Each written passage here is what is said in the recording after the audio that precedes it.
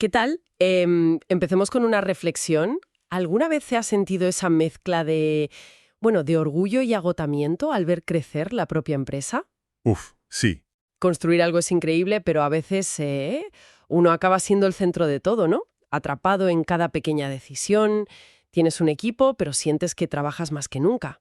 ¿Suena familiar esto? Es un panorama muy, muy común para muchos emprendedores, ¿sí? Hoy vamos a profundizar en esa dinámica con la historia de Jorge, un empresario ficticio, ¿vale? Vale. Su compañía Tecnored en Monterrey, 10 empleados. Crecía en ventas, pero digamos que por dentro se estaba ahogando. Entiendo. La historia, aunque no sea real, se basa en experiencias muy típicas de las pymes, de las pequeñas y medianas empresas. Queremos ver cómo esa falta de estructura puede frenar un negocio que en teoría va bien, y cómo desgasta al fundador, claro. Justo ahí está el quid de la cuestión. Pensemos en Tecnored. Jorge empezó solo peleando cada contrato, consiguió su oficina, un taller, 10 personas trabajando con él. Sí, sí. Contratos que llegaban, cafeterías, empresas medianas. Por fuera, pues parecía un éxito, pero por dentro, Jorge estaba agobiado, siempre apagando fuegos. totalmente.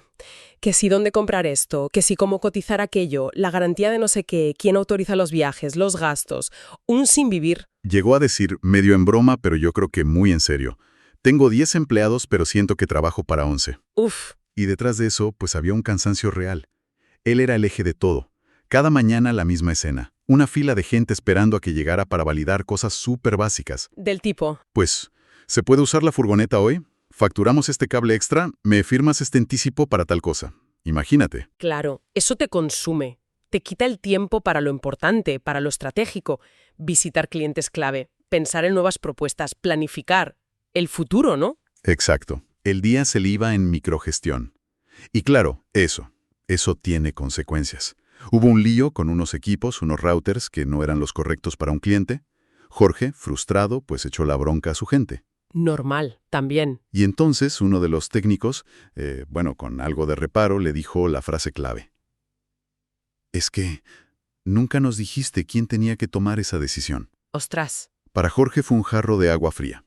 Se dio cuenta de que no era desgana del equipo, era falta de claridad. Una falta de claridad que había creado él. claro. Y los efectos eran evidentes. Retrasos, equipo desmotivado y él personalmente al límite. Como explica Ricardo Bolaños en su experiencia ordenando empresas, esta dependencia total del fundador es una trampa clásica que ahoga el crecimiento.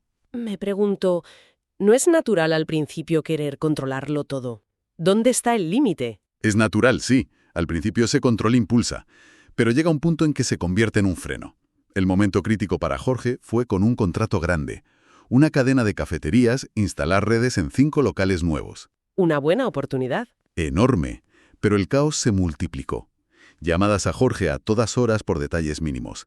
¿Qué modelo exacto de switch ponemos aquí? ¿La factura va a esta sucursal o a la central? ¿Puede ir el técnico ya o tienes que realizarlo tú antes? Jorge acabó sin dormir, intentando estar en todas partes. Hasta que llegó la llamada que lo cambió todo, imagino. Exacto. El cliente, molesto por la lentitud, por la falta de autonomía del equipo de Tecnored. Amenazó con cancelar el contrato. Uf, qué palo. Ahí Jorge lo vio clarísimo y le dobió. Él era el cuello de botella. El riesgo no era externo, no en la falta de clientes. El riesgo estaba dentro, en la falta de orden. Esa crisis fue entonces el catalizador del cambio. Jorge dijo hasta aquí. Necesitaba orden, estructura. ¿Qué hizo? ¿Por dónde empezó? Pues se puso manos a la obra. Empezó por lo básico. Diseñar manuales muy sencillos, pero tremendamente claros. Definiendo roles. Por ejemplo, Pues mira, quién autorizaba compras hasta X cantidad, quién definía las especificaciones técnicas de los equipos, quién era el contacto principal para tal proveedor, cosas así. Y además implementó algo muy visual, un tablero de proyectos, para que todos vieran quién era responsable de qué y para cuándo. suena lógico, sí. Pero llevarlo a la práctica, ¿el equipo cómo reaccionó? No siempre es fácil cambiar la dinámica. No, no lo es. Al principio hubo inercia, claro. La costumbre de ir a preguntar a Jorge seguía ahí. Pero Jorge se mantuvo firme, redirigiendo a la gente a los procesos nuevos. Míralo en el manual, consulte el tablero. Poco a poco. Poco a poco, y el equipo empezó a tomar decisiones, a sentirse más responsable, los errores disminuyeron, los proyectos empezaron a fluir mejor. Mira, Ricardo Bolaños ha acompañado a muchas empresas en procesos como este, y siempre se ve lo mismo. Definir roles y procesos es fundamental para poder escalar. Libera al líder y, sobre todo, empodera al equipo. Y lo más importante, supongo, es que Jorge recuperó su tiempo, su enfoque estratégico. Totalmente. Recuperó tiempo y energía para lo que de verdad hacía crecer a Tecnored. Buscar nuevos clientes, planificar a largo plazo, pensar en el siguiente paso. La gran lección para Jorge fue esa.